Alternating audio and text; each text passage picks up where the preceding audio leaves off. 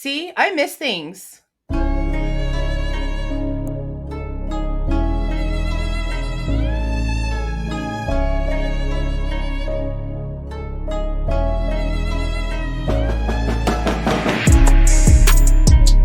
Hey guys, this is Jules at True Crime Reactions.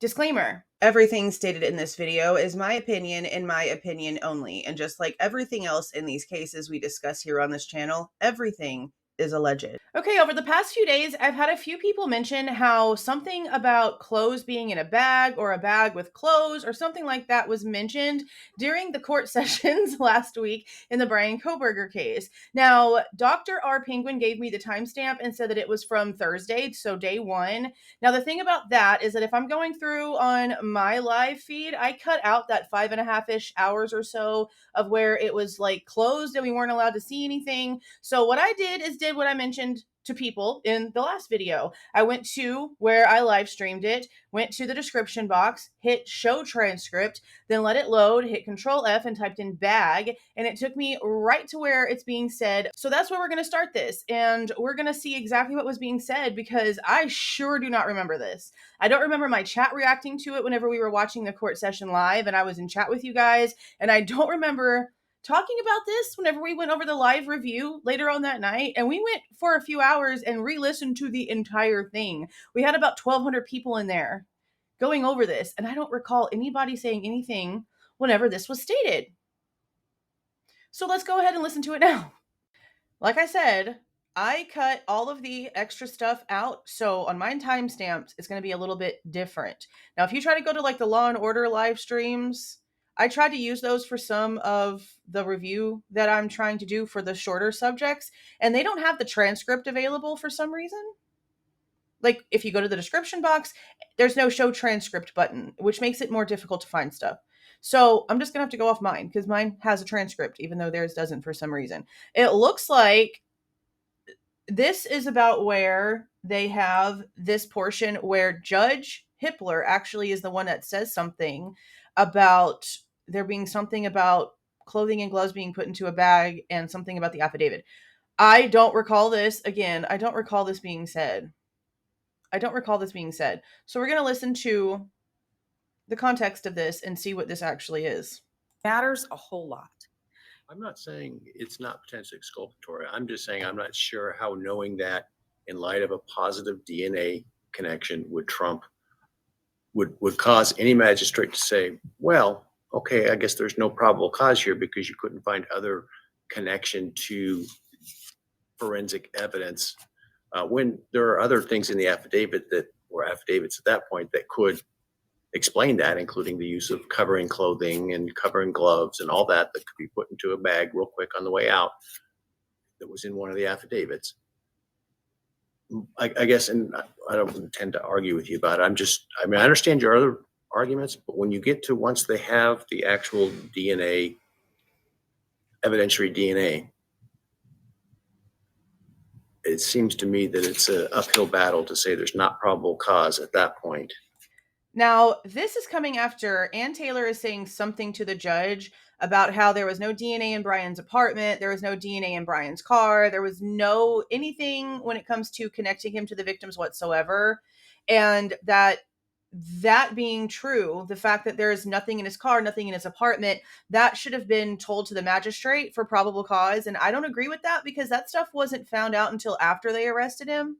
You know what I mean? Like, they went in and did the search warrant on the apartment and tore apart his car several different times, looking in the key ignition and looking in where the brake and the gas pedal are to see if anything might have transferred from his shoes onto the floorboard or anything like that. Like, they did all of that and found absolutely nothing. Now, you can't say that to a magistrate when it comes to probable cause if it was done after the probable cause was already signed. So unless there really are severe issues and the apartment search showed nothing and they had results for everything way before they arrested Bryan, then that argument seemed really kind of like, what's wrong with your brain? Why are you thinking that that has anything to do with the pre-arrest of the magistrate actually signing the probable cause order? Because that's forensic work that would have been done after the arrest. So that makes that like not even a thing to argue. But that being said, I don't remember there being anything in either Blaker or Payne's that says anything about how clothes can be put into a bag. I think that was stuff that we just kind of like all speculated based off of there being absolutely nothing, but we about to pull them both up right now and find out. This is Payne's, and I control F, typed in bag, and there's nothing there. It's 0 out of 0. Now let's type in glove, and there's nothing there either. Let's see if this is even working. Yes, I typed in below, and it popped up everywhere where the word below is written. So there's definitely nothing in Brett Payne's talking about that whatsoever. So let's go pull up Blaker's.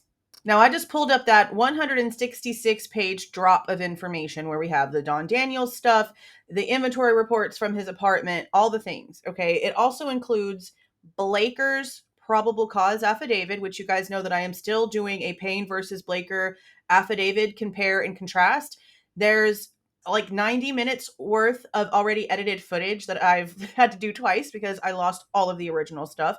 But now I'm going in, before I finish the rest of it, I'm going in and inputting the new information that we just got from both of these hearings, because as I was going through and editing some of the review footage that I took from the hearing, I was like, okay, this is already something that's edited, so I'm going to have to put this portion in here now, especially like about the car, where it talks about how that car that's doing the 3-point turns and all those things, it's only on the one camera. They can't verify if any of the other footages show the exact same car because they couldn't even get the make and model from the local footage of the car. It took one that was 2 to 3 minutes away on somebody else's camera where they finally got the make and model of a white 4-door car, but there's nothing that validates that car matches the King Road car in the PCA. That kind of stuff is definitely going in there. So it just seems like, just like my timeline, it's like a growing project. There's just constantly something else that has to be put into it. But this is where I hold that on the internet when it comes to the PDF files that I actually have to pull up when I show you guys certain things. And in all 166 pages, and that includes 2 copies of Blaker's affidavits, okay? Control F bag, 1. And it's only from them taking a computer tower from a bedroom desk in Bryan Kohberger's apartment, and it just highlights the fact that the word bagged is used in the location because it says northeast bedroom, item not bagged, tagged with zip tie and information. So the word bag isn't anywhere in here either. Okay, let's type in glove. Again, one nitrile type black glove that came from where? From where? The apartment search. The apartment search. And then we have it again here. And let's see. After donning foot coverings and gloves, we turned on our body cameras and knocked and announced on the door. This is the supplemental narrative for Don Daniels going into Bryan Kohberger's apartment. That's it, guys. So let me go ahead and replay what Judge Hippler just said here. When there are other things in the affidavit that were affidavits at that point that could explain that, including the use of covering clothing and covering gloves and all that could be put into a bag real quick on the way out, that was in one of the affidavits. Okay, so just rereading the transcript to get the words correctly because his microphone is so low. Like there's sometimes where he like cuts off Anne and you can't even hear what he said. It just sounds like she cut off saying something and it makes it sound suspicious. But in reality, if you go back and look, his words, like his mouth is moving, but there's no sound. So she's reacting to him cutting her off, but it sounds like she's just like catching herself. He needs to fix that issue. Okay. So when it comes to this, it says when there are other things in the affidavit or affidavits at that point that could explain that, including the use of covering clothing and covering gloves and all that could be put into a bag real quick on the way out. That was in one of the affidavits, I guess. And I don't intend to argue with you about it. That was in one of the affidavits, you guess? Okay, well, unless there's another affidavit that we have not read, that we have not seen, then no, it's not. I just showed you Blaker's and Payne's, And the word bag is not used once in either one of their affidavits. Okay, so I slept in my makeup and now I'm trying to finish editing this and get it out. And as I'm editing this, I'm also starting to think about all of the reports. All of the reports. So when Hippler is saying affidavit, could he mean like a report that came in from a forensic expert or the people that like went through Bryan's car and saw that there was no evidence, no hair, no blood, no nothing, and that was one of the like opinions on how it could have been possible that maybe Judge Hippler has now read in the expert witness disclosures that have been submitted? But I don't know if they call those affidavits. That's why like his wording is confusing me, but that's coming to my mind right now. So let me know in the comments if maybe you think that that's what he's maybe talking about here. Even though they have tried to give explanations for why things are based on their own experiences and based off of, oh, you know, guilty people turn off their phones so that they're not registering to the network before they do something crazy. You know, never mind the fact that his phone is actually going off network a whole 7-minute different time, 7 minutes in difference than what the PCA actually says. And Jennings wants to sit there and act as if the direction his car was going doesn't matter, but it does. It freaking does, because they've been claiming this whole time he went the opposite direction than Moscow that night. So yes, it freaking does, and 7 minutes is a hell of a long time whenever you give the fact that they're giving us such a short timeline for all 4 of these lives to have been taken. For them to sit here and act like 7 minutes is no big deal and that any of this is no big deal is really gross. But I'm going to read this again because I'm really trying to understand what he's saying here. Because again, this is an argument that they are having based off of what I feel is completely irrelevant, because the fact that there was no blood in his car and nothing with the victim's blood or any hair or anything like that found in his apartment or his parents' house or anything wasn't found out until after they already arrested him. So that's why this argument's kind of like null and void to me. There's no reason for them to even be discussing that part. It doesn't have anything to do with the arrest, the probable cause at all. But this part right here is not in either one of these affidavits. I'm very, very confused.